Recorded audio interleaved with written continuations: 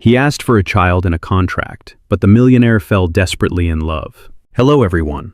Before we begin today's story, I have a small favor to ask. Please hit subscribe and turn on the notification bell so you never miss our channel's new videos. It is quick, free, and the best way to support us in bringing you more dramatic stories. Your support means the world to us. Where are you watching from? Drop your city or country in the comments below. Thank you very much. Now, let us come back to our main character. The rain pressed against the floor-to-ceiling windows of the penthouse, turning the city below into a blur of white lights and shadows. Inside, the room was silent. No music, no warmth, just the quiet hum of power and money. He sat at the head of the long marble table, calm, composed, and unreadable. A self-made millionaire before 40, a man who owned companies, buildings, and influence. A man who never asked for anything he could not control. Across from him, she stood with her hands folded in front of her, trying to keep them from shaking. He slid a thick folder across the table toward her. It stopped just inches from her fingers. "I will be very clear," he said, his voice low and steady. "This is not a marriage. This is a contract." She looked down. Legal paper, typed clauses, cold language, everything measured, everything precise.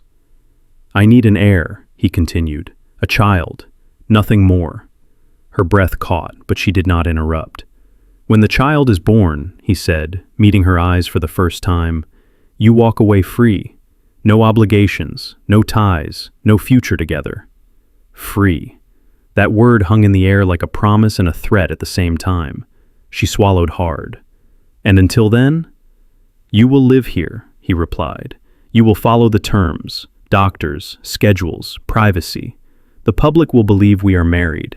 Emotion is not required.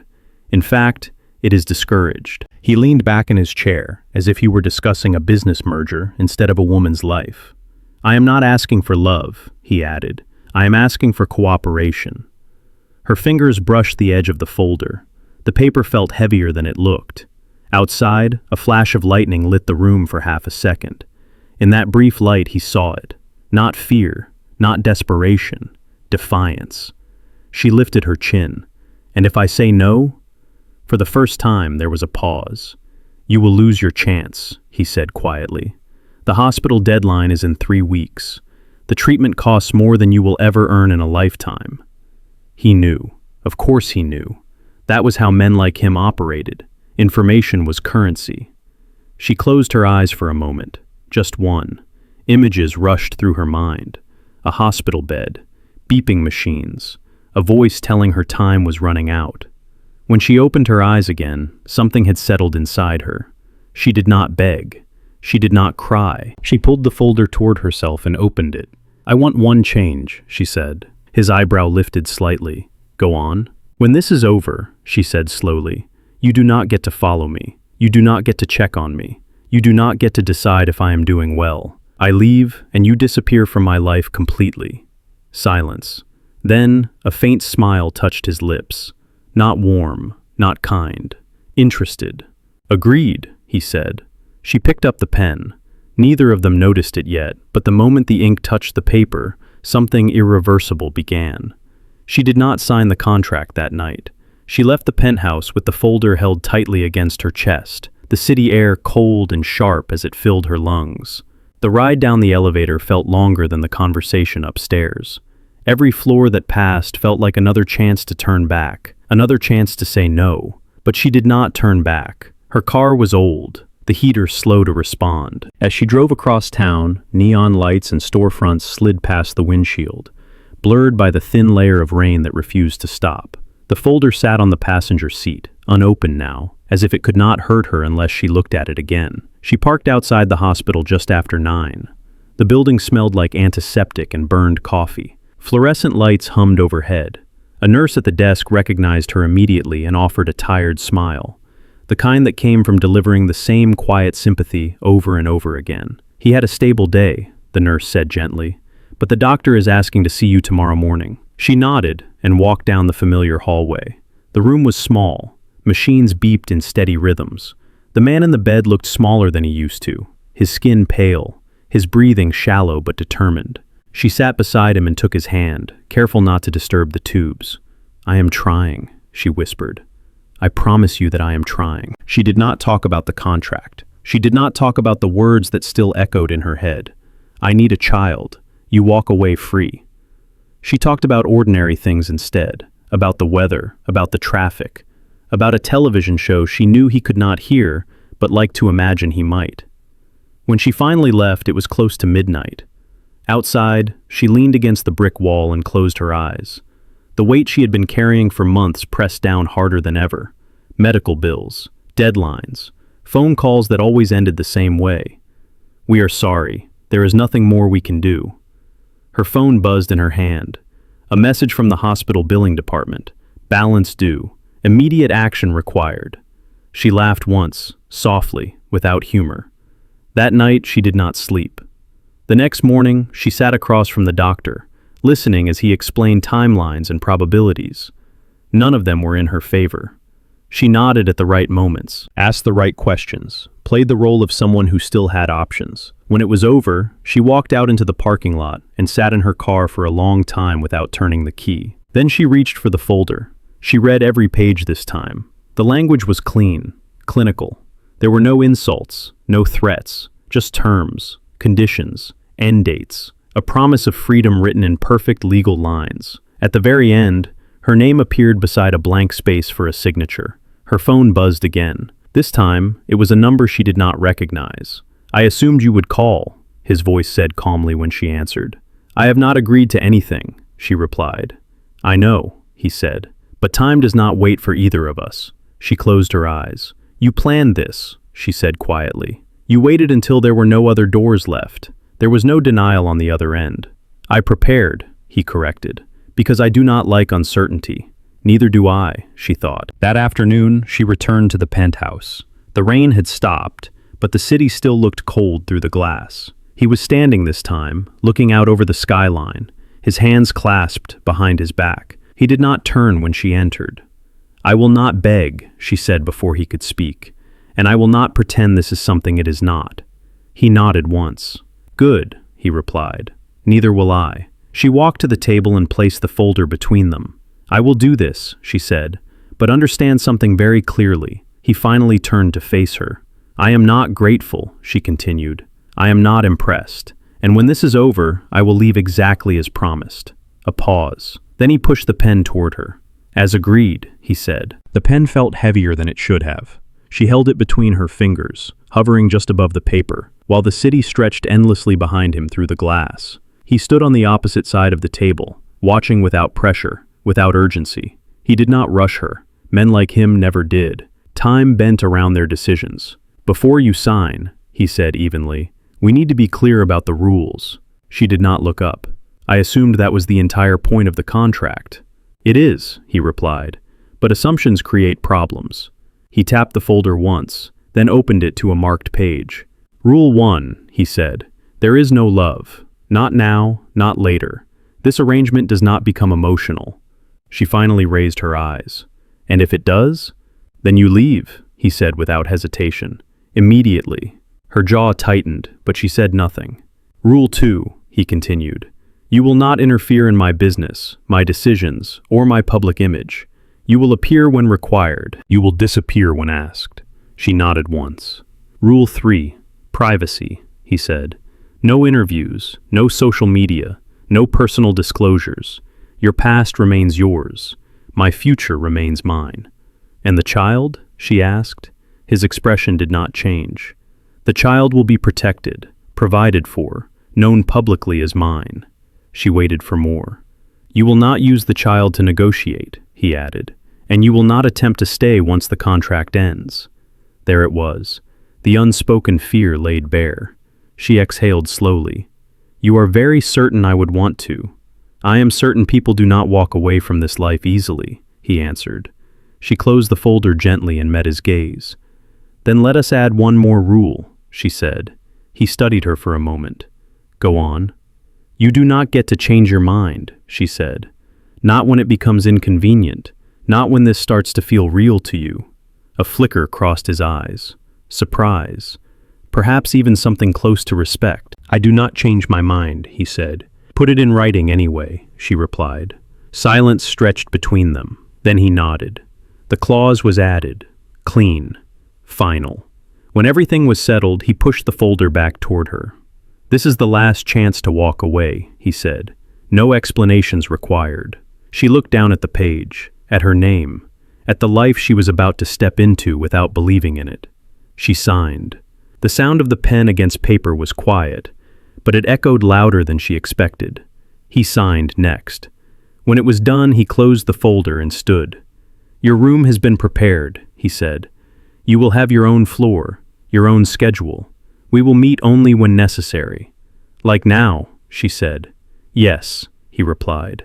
A house manager appeared as if summoned by thought alone, and led her down a long hallway.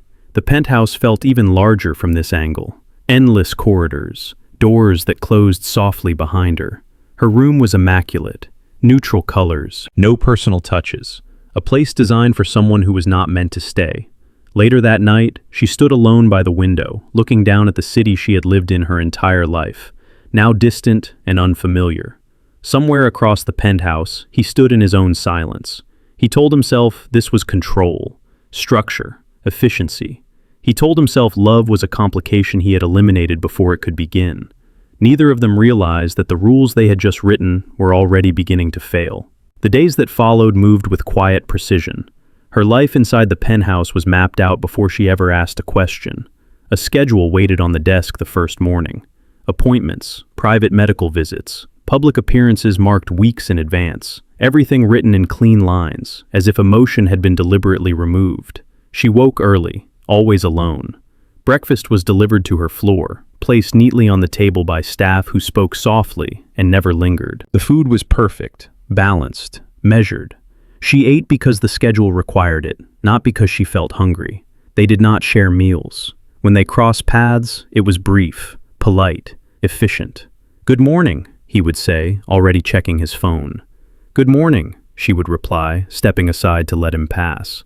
No names were used. No unnecessary words exchanged. To the outside world, she was his wife. To him, she was a role being fulfilled. The first public appearance came sooner than she expected. A charity luncheon. Cameras. Controlled smiles. She was dressed by professionals who spoke to her like she was something delicate and temporary. When she entered the room beside him, the noise softened. Heads turned. Curiosity followed her every step. His hand rested lightly at the small of her back. It was not affectionate. It was directional. She smiled when required, sat when directed, answered questions with rehearsed responses that revealed nothing real. People studied her face, searching for ambition, for greed, for signs of calculation. They found none. Afterward, in the car, silence filled the space between them. "You handled that well," he said finally. "It was not difficult," she replied. That answer unsettled him, though he did not say so. At home, the distance continued. Her room remained untouched by personality. No photos, no decorations, just clean surfaces and quiet nights. She spent her evenings reading, walking the length of her floor, memorizing the city lights beyond the glass. Sometimes she heard movement on the other side of the penthouse, his footsteps, his doors closing. They never crossed after dark. Weeks passed. The doctors were pleased. Progress was steady, predictable. He approved every decision with a signature or a nod, never questioning, never hesitating. She noticed everything. How he never raised his voice. How staff adjusted their posture when he entered a room. How control followed him like a shadow. One afternoon, she returned from an appointment earlier than planned.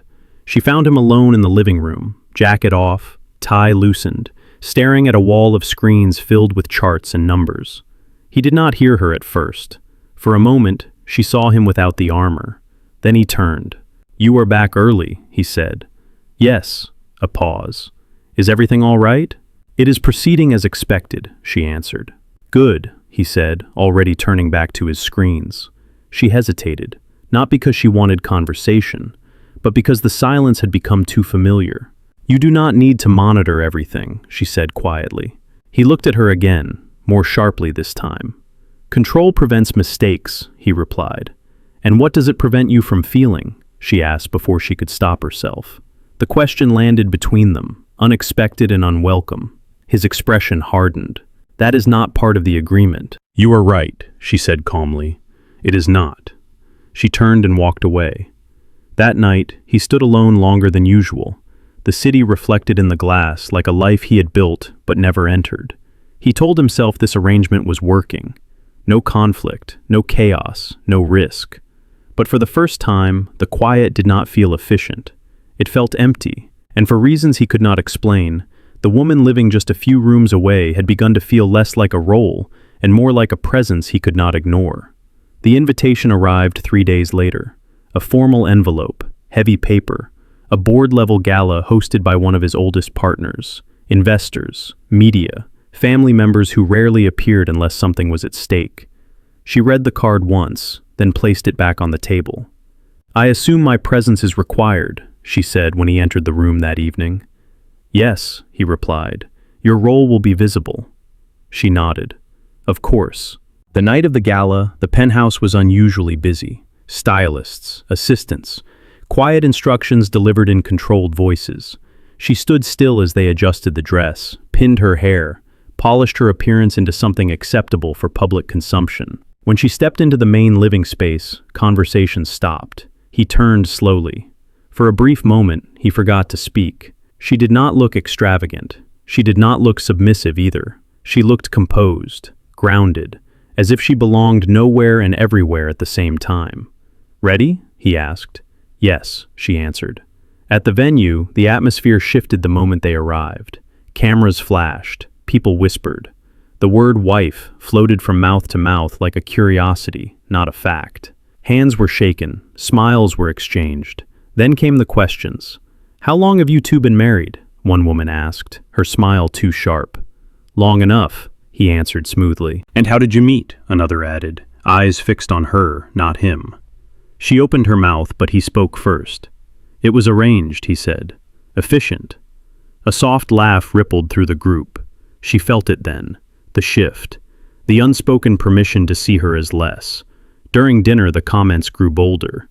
So, an older man said from across the table, lifting his glass, you must be very grateful for this life. She met his gaze calmly. I am grateful for honesty, she replied. The table went quiet for a second. Another voice followed, lighter, crueler. And children? That is the real purpose, is it not? Her fingers tightened around her napkin. Before he could answer, she spoke. A child is not a purpose, she said evenly. It is a responsibility. A few guests shifted in their seats. The man laughed. You sound very serious for someone who married into fortune. She set her napkin down and looked around the table, meeting each curious, judgmental face. I did not marry money, she said. I entered an agreement, and I honor my commitments. That does not make me owned. Silence spread like a slow wave. He watched her closely now. No trembling, no raised voice, no appeal to him for rescue. She stood entirely on her own. Later, as applause filled the room for a speech he barely heard, he felt something unfamiliar tighten in his chest. Not pride, not control, respect. In the car afterward, the city lights sliding past in streaks of gold and white, neither of them spoke at first. You did not have to answer them, he said finally. I did, she replied, because they were not speaking to you. They were speaking about me. A pause. You embarrassed some very important people tonight, he said. I defended myself, she corrected. He nodded once. At home, she removed the dress alone, placed it carefully back on its hanger, and returned to her quiet floor. Across the penthouse, he stood by the window long after the staff had left, replaying the evening in his mind. He had brought her there to perform. Instead, she had reminded everyone, including him, that she was not a possession. And for the first time since the contract was signed, he wondered what would happen when the world realized she had never needed his protection at all. The penthouse felt quieter after the gala. Not peaceful, not calm, just heavier. The next morning passed without schedule changes or announcements. Breakfast arrived untouched on her table. She sat by the window longer than usual, watching the city wake up below, wondering why the silence felt different now. Late that evening, she returned from a routine appointment to find him waiting. Not in his office, not behind glass or screens. He was standing in the shared living space, jacket off, sleeves rolled up, as if he had been there for a while. "You are back later than expected," he said. "Yes," she replied. "The doctor wanted additional tests." A pause followed. "Everything is proceeding as planned?" he asked. "Yes," she said again. The word sounded final, closed. He noticed. "You have not asked for anything," he said suddenly. She looked at him, surprised by the shift in topic. "I was not aware that I needed to." "Most people do," he said. "They ask for favors, for reassurances, for more than what was agreed." "And what would I ask for?" she said calmly. He did not answer right away. They stood several feet apart, the space between them uncomfortably present.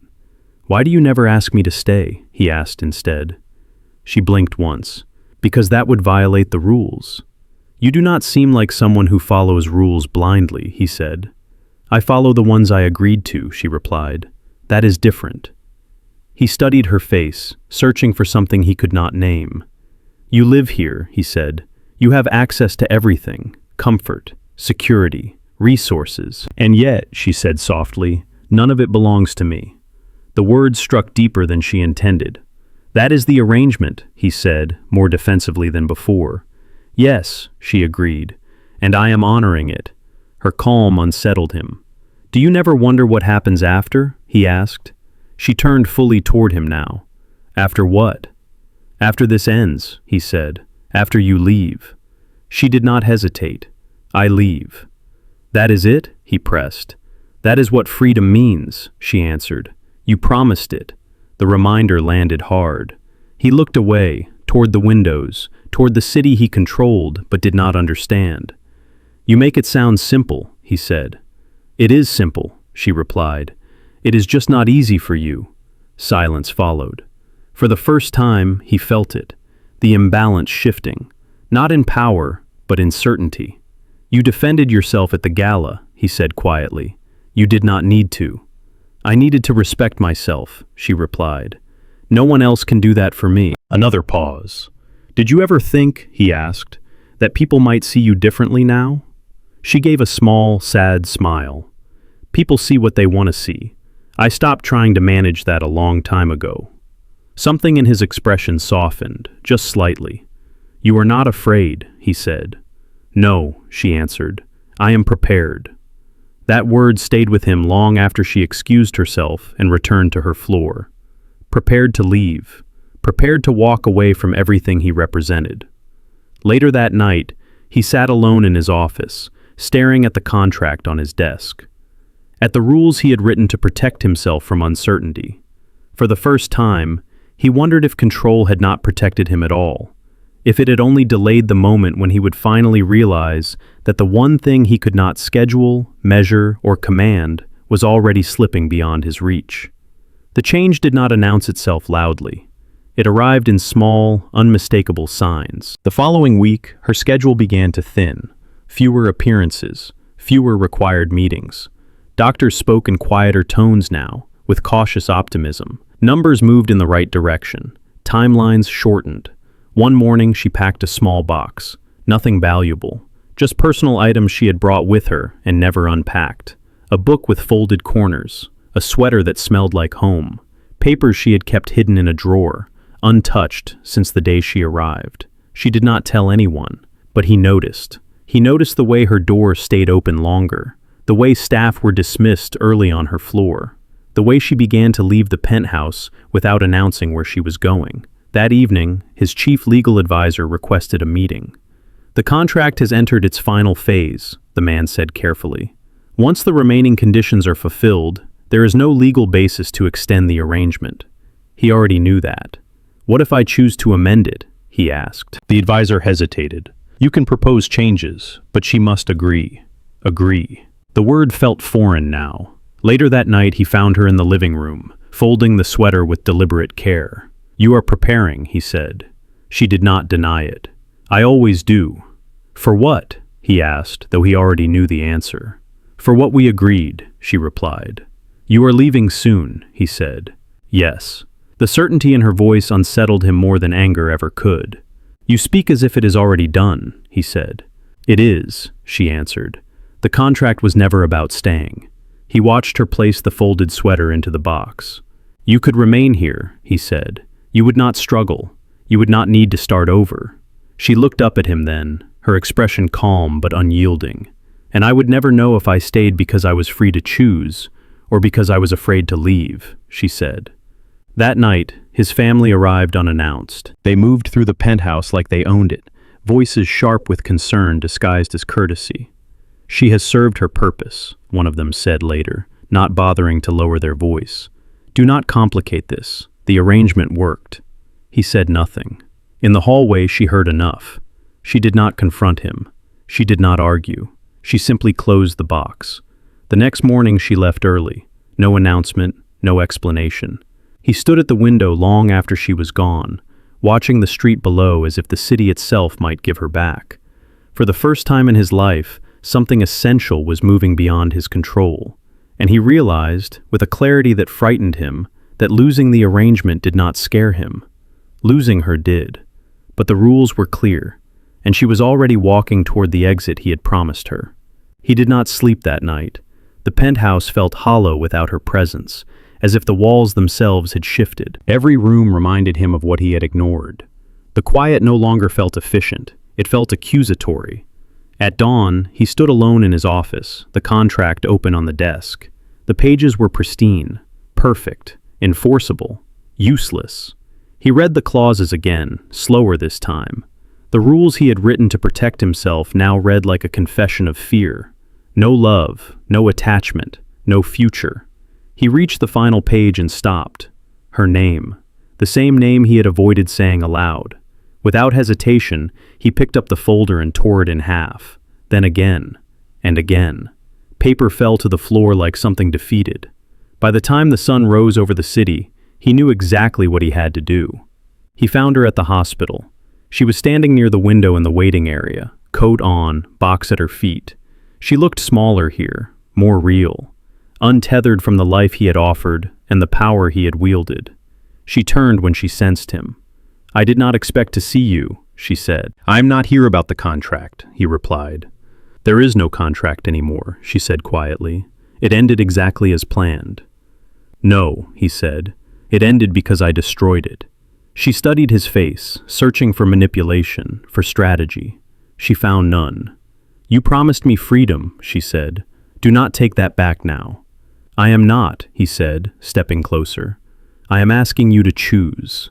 She frowned slightly. "Choose what?" "Me," he said.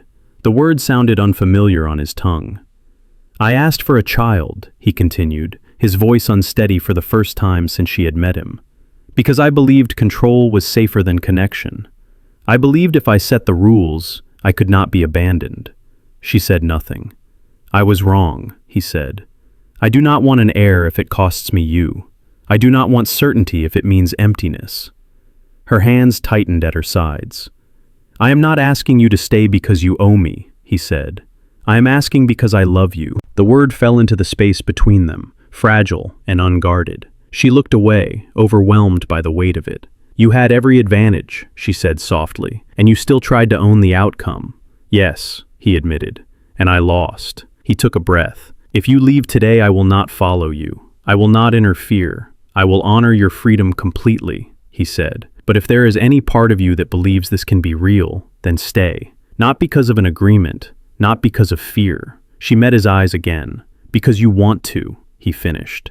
The waiting room was silent except for the distant hum of machines. She did not answer right away. For the first time, he waited without control, without leverage, only hope. She did not answer him right away. The waiting room remained still, wrapped in that quiet tension that only hospitals seem to carry. Outside the window, the morning light had fully settled over the city, ordinary life moving forward whether they were ready or not.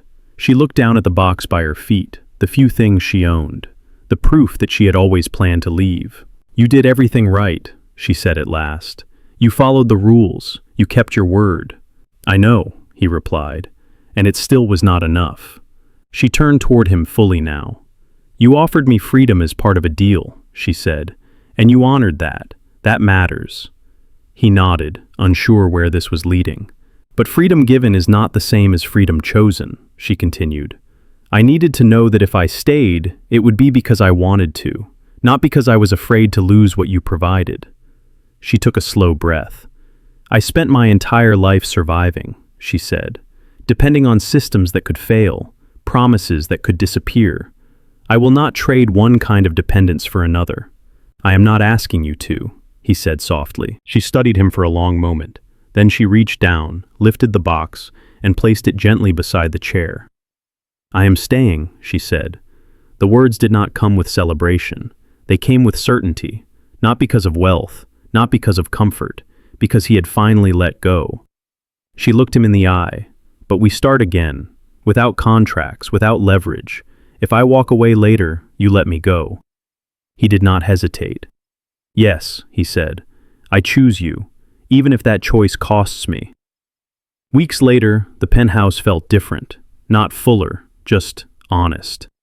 They shared meals now, not every night, but often enough to matter. Conversations replaced schedules. Silence no longer felt like a strategy. The world adjusted quickly. There were questions. There always were. But this time, she stood beside him without being introduced as anything other than herself. No role, no obligation. One evening, as the city lights flickered on below them, he took her hand. I spent my life believing control was safety, he said. You taught me that safety without love is just another kind of loneliness. She smiled softly.